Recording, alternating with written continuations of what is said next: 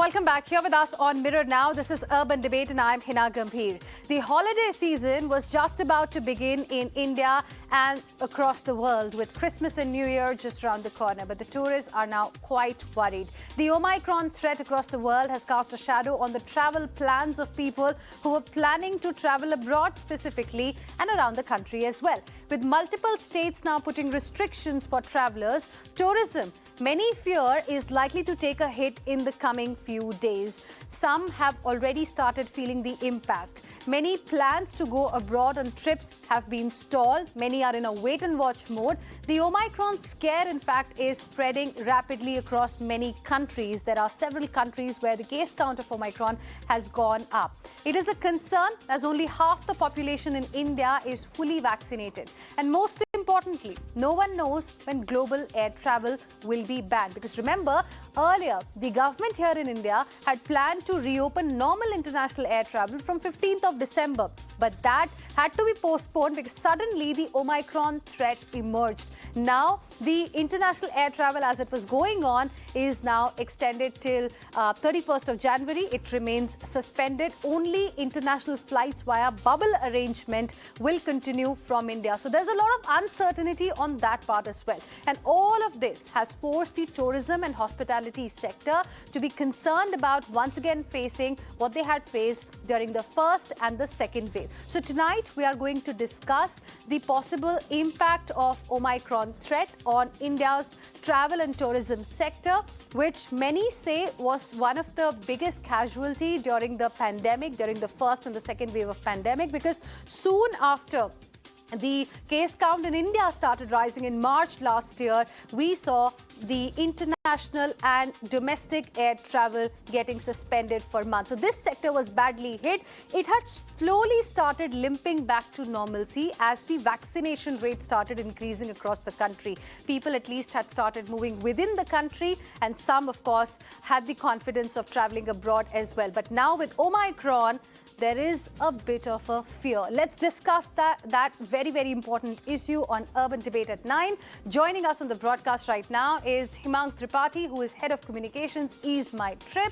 We are joined by Pradeep Shetty, Senior Vice President, Hotel and Restaurant Association of Western India. We are joined by Mr. Subhash Goyal, who is Chairman, STIC Travel, represents the tourism industry, and also Navin Berry, Tourism Analyst and Editor, Destination India. Good evening to all of you. Let me first begin the discussion with you, Mr. Subhash Goyal. Last when we spoke was about the time when some state governments had demanded that we should ban the flights from the countries at risk. Now, looking at how the situation is right now, it doesn't seem that the government really wants to do that. But with the kind of uncertainty that we are seeing, what is the kind of impact are you witnessing in the sector today, sir? First thing first, impact is very bad. We were all geared up for 15th of December for the flights to start, and this has come as a great blow. Already 25 million people in the tourism industry have lost their jobs, and a few thousand people are on the verge of bankruptcy or hanging on thin air. Now, it's a very funny situation. You see, this virus is not going to go. Variants after variants will keep coming, and we should not have knee-jerk reactions. I think this postponing of the starting of scheduled international flights is a knee-jerk reaction because this Omicron virus is not at all that dangerous as the second wave was, as the Delta variant was. So, I don't think any deaths have taken place, and people are being cured. Even just now, you announced that some people who had tested positive after 2-3 days have tested negative. This proves that, like the common cold, after the Spanish flu, the common cold is a hangover of the Spanish flu. This is not going to go, but we have to learn to live with this virus. Like yellow fever is not eradicated from Africa, but when you go to Africa, you have a yellow fever vaccine. So what is the use of 1.2 billion people being vaccinated if we are not allowing them to travel? I mean, that means we don't trust our own vaccines. So if, today, I mean, I traveled on the first VTL flight. And here, wherever you go, you have to scan, so we need to put our house in order. We need to, this was a very serious decision that was taken jointly by the Health Ministry, Home Ministry, Civil Aviation Ministry and Tourism Ministry of opening of the flights. Now, two states created issue. One was the Delhi state, which has never supported even vaccination. They said it will never happen, which the Modi government proved has happened. And the other was Maharashtra. I think they wanted to ban everything. You see, that is not the solution. You see, for 2 years, we have been under a lockdown. If we don't open up now, more people will die of economic starvation than are going to die of COVID-19. So, and we, जोश है, ठीक है, जोश के साथ होश में काम लेना है. We need to, have a very, judicious way of working. And we need to implement the laws. But sir, what you're saying is very, very, important. More people, you're saying, will die of economic starvation. You've told us that about 25 million have already lost their jobs. And this industry, we know, was slowly limping back to normalcy. And then we got Omicron threat. Stay with us, sir. Let me go across to Hemang Tripathi as well. Hemang Tripathi, good evening. Now, December is among the peak travel season. So can you tell us what has been the immediate impact of this rise in Omicron cases across the world and in India? I think the first and the second wave of the pandemic was extremely devastating, especially for the travel and tourism sector. So it's pretty obvious that the new variant is actually posing another greater threat. But as what we believe, we don't need to be creating a situation of panic right now. There is an impact. I'll be very upfront. Could you just explain that to our viewers? What kind of an impact are you witnessing? Are you seeing cancellations, people changing their travel plans? If you could just help us understand what kind of impact are you currently witnessing? Because you represent here a portal, that people go to book their holidays. Absolutely. So the impact, I would say, in two parts. One is the cancellation factor. There are a bunch of cancellations that we have seen. And another part here is that people are actually not cancelling, but they are postponing their travel. Okay. So there is a percentage, around 20 to 25%, we have seen a sort of cancellations that our portal has seen it. And we have also seen that people are not cancelling their travel. They're trying to just postpone it. They have been vaccinated. They are following all the safety protocols. So there is a sense of confidence that they have built. So I think this is what we are seeing. There is an impact. We don't need to create any panic. Domestically, we haven't seen any major impact as such. I'm talking about international when I say cancellation. Okay. Mr. Navin Berry, what are your opening thoughts? What kind of impact you think is being seen in the sector with this new Omicron threat? Well, to the best of my knowledge, there is no real impact at the moment. And I wouldn't like to use words like creating panic. By and large, I don't think there has been any panic. And I think, again, governments have to be cautious. I admit it's a bit of a, double whammy that 15th of December was the date when international flights were to start. That has been postponed, which is the real pity.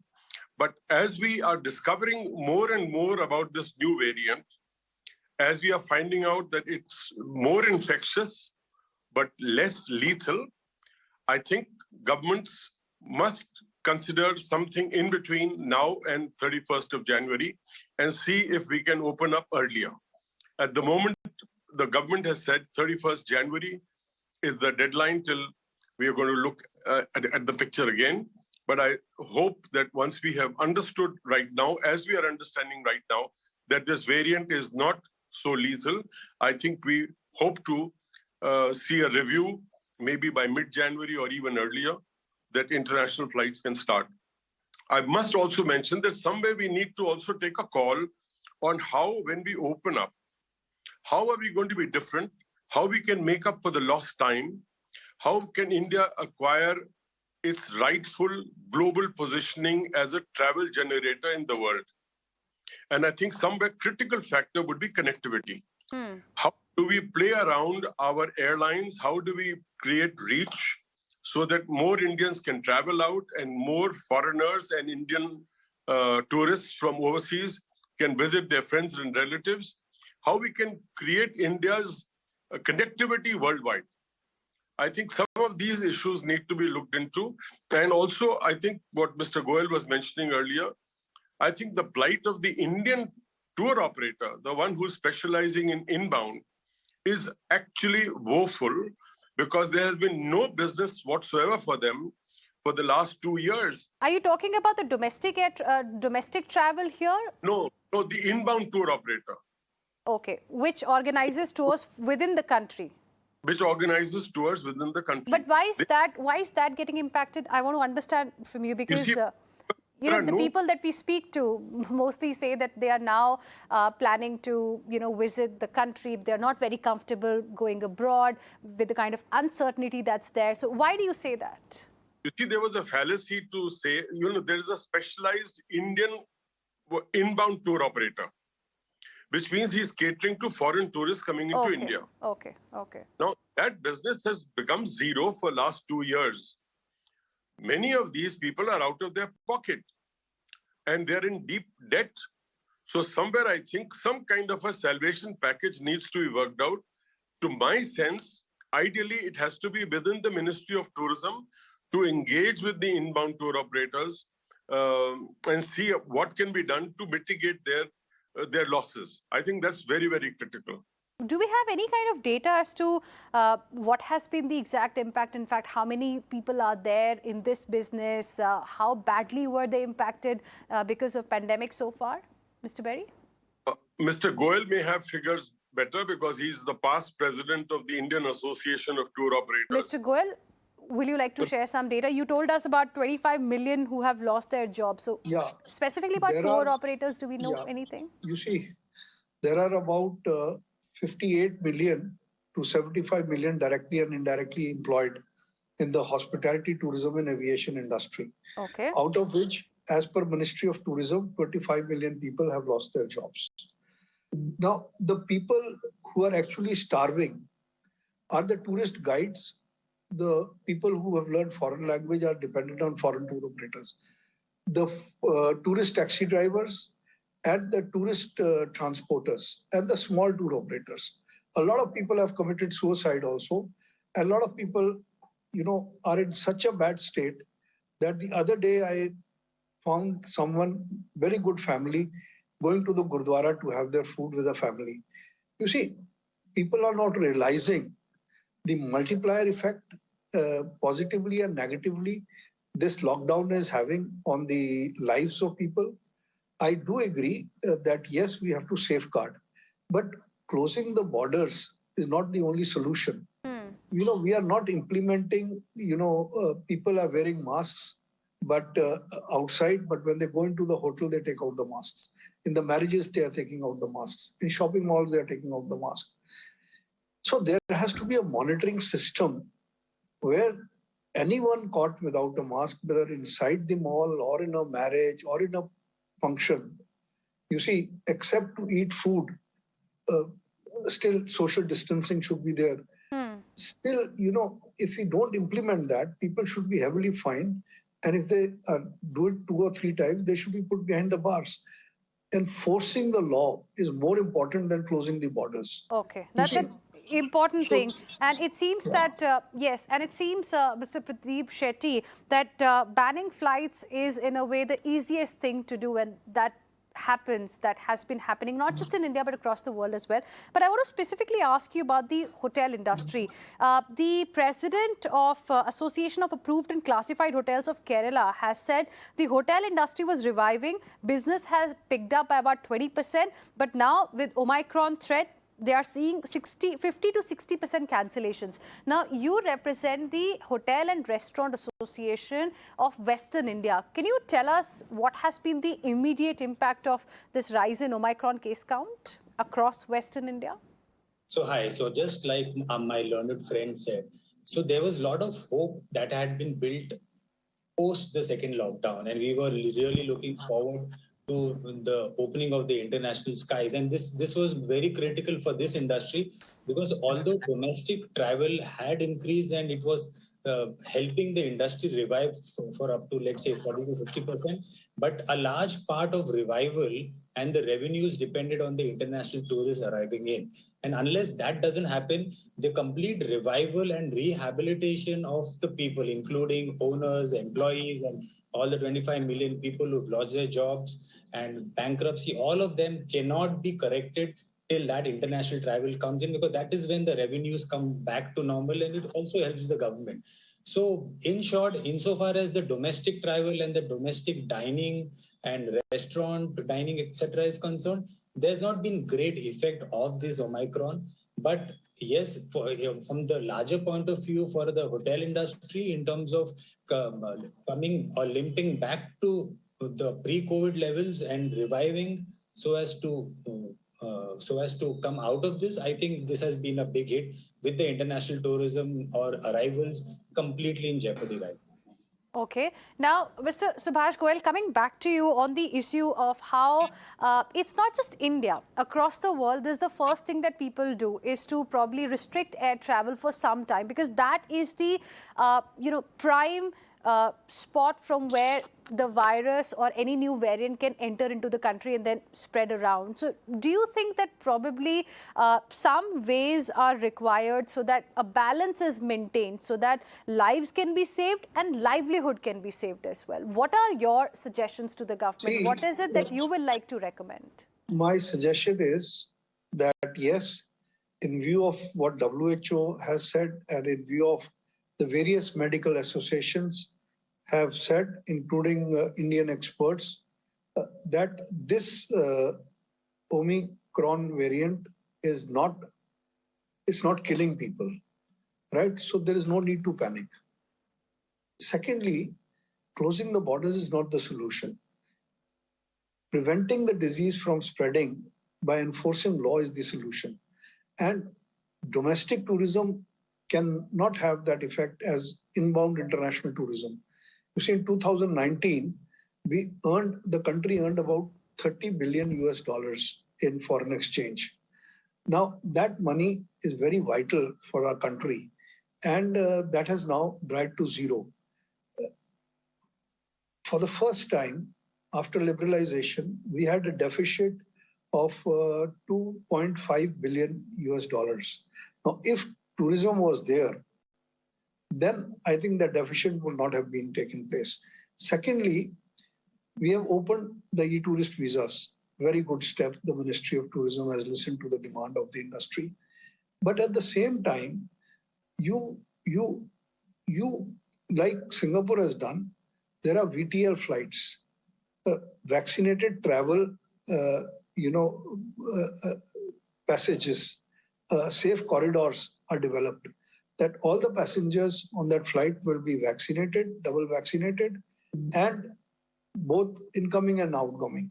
Now, those corridors should be, that cold chain should be there. And that is the only solution to live with this disease. By blindly closing the borders makes no sense. So we should review, as Mr. Navin Berry, my learned friend, has said, that seeing the reaction of the government, I think we overreacted, but good. It is better to be safe than sorry. But having done so, like we have reviewed, some of the countries which are safe, the VTL flights or scheduled international VTL flights should be allowed. That is, those flights who are carrying fully vaccinated passengers, because otherwise there is no point in vaccinating 1.2 billion people. And billions of people have been vaccinated all over the world. And at least the people who travel in India have all been vaccinated. Now, if you take the percentage of people who are living in villages and who have never traveled or never going to travel internationally, but if you make it a condition and you have a QR code on your mobile, and everyone has a mobile today, that before you enter, and in advance you upload your systems. A lot of countries are doing that now. Right. A lot of developed countries who know the value of striking a balance between economic development, employment generation, and preventing the disease are doing this. Because, I mean, this is not going to go. Another 20 variants will come out. But are we going to keep closing and, having these knee-jerk reactions? No. We need to behave like a mature nation. I think India's image had gone up very nicely by this world's fastest vaccination drive. And we should carry on this. Mr. Navin Berry, what if the other countries, which are equally concerned right now, which are not allowing foreign tourists at this point in time, we also need to look at that aspect as well. So in that case, don't you think this bubble arrangement that we have, it's pretty decent, because already we have a bubble arrangement with about 30 odd countries. We are negotiating with 30 more. Mr. Goyal, I think, wants to come in quickly, and then Mr. Berry. The bubble, see, we have air services agreement with 105 countries. Bubble agreement is only with 68 countries. Where airlines were having daily flights, they are allowing only 2 flights a week or 3 flights a week. So there is a constraint, and bubble arrangement is only from point to point. You see, now, for example, Ethiopian Airlines flies to 54 countries in Africa, but they are allowed only 400 seats. Now, how can they satisfy 52 countries or 54 countries? Similarly, a lot of airlines, there is no correction, there is no bubble arrangement with South America. So people cannot take, multiple destinations and come. No, but then, Mr. Goyal, I got your point. I got your point. There are 31 bubbles right now. Yes, sir. Another important point, my dear, is that there is a black market going on air seats. You see, today, air ticket, which was 50,000 rupees, is being sold for 1,60,000 one way. Okay. Now, of course, because there are limited flights that are available. I got your point. So it's a demand and supply. Mr. So Goyal, how can poor people, live in this country? Okay, Mr. Goyal, I got your point. So in total, India has got bubble arrangement with about 31 countries, and Now with 31, 10 more, it may have in the near future. Mr. Berry, now I want to ask you: do people actually want to go abroad, because there is uncertainty in other countries as well? Look at what the condition in Europe is right now. Do people really want to go out? What has been the trend? That's what I want to understand from you. With your permission, allow me to just go back to what Mr. Goyal was answering about the bubble arrangements. They are limiting in their agreement in terms of the overall requirement of the market. If you want a consumer-friendly environment, I think these bubble arrangements must be reviewed at the earliest, which I'm sure is being done. And we need to go back to our scheduled traffic, which is providing considerably more seats in the air than the bubble arrangements do. I also want to mention that Mr. Goyal was talking earlier about connectivity to different points around the world. And I think it's a very important point in time now to allow more code sharing for domestic carriers so that they can have a far outer reach or outreach to countries around the world.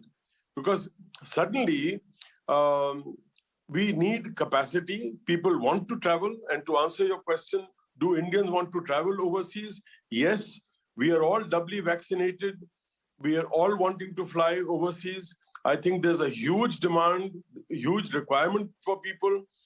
Countries around the world are relaxing their regulations to enable more incoming tourists or visitors to their countries.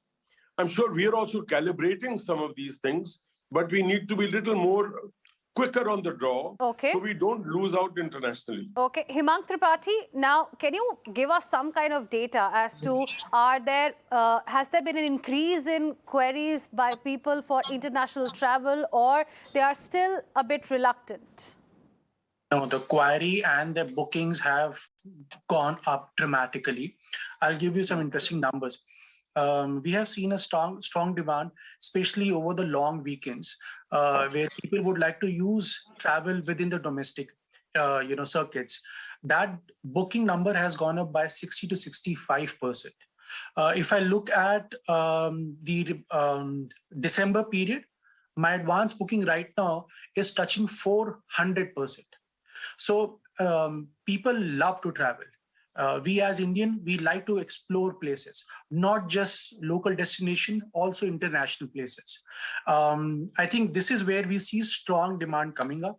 I have mentioned earlier, there is a slight percentage of cancellations that we have seen for international travel. Suggestions, of course, are coming that maybe India needs to rethink about its plan to reopen international air travel, the normal air travel, because as of now, as we speak, the normal air travel remains suspended till 31st of January.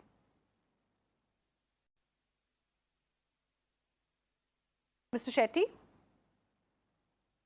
Yes, I can hear you. Yes.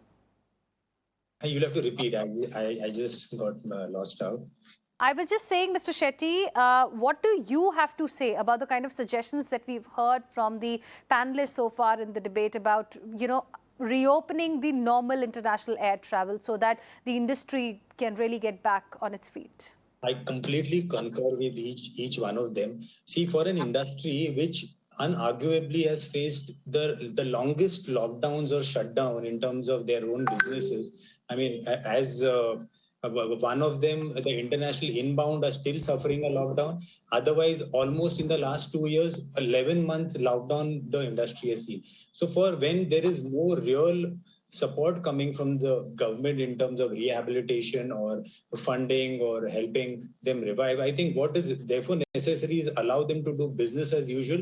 Each and every state in the country has more or less relaxed all restrictions. Therefore, international travel should also be relaxed, because one critical aspect is the moment you impose restrictions, there are reciprocal restrictions from other countries too.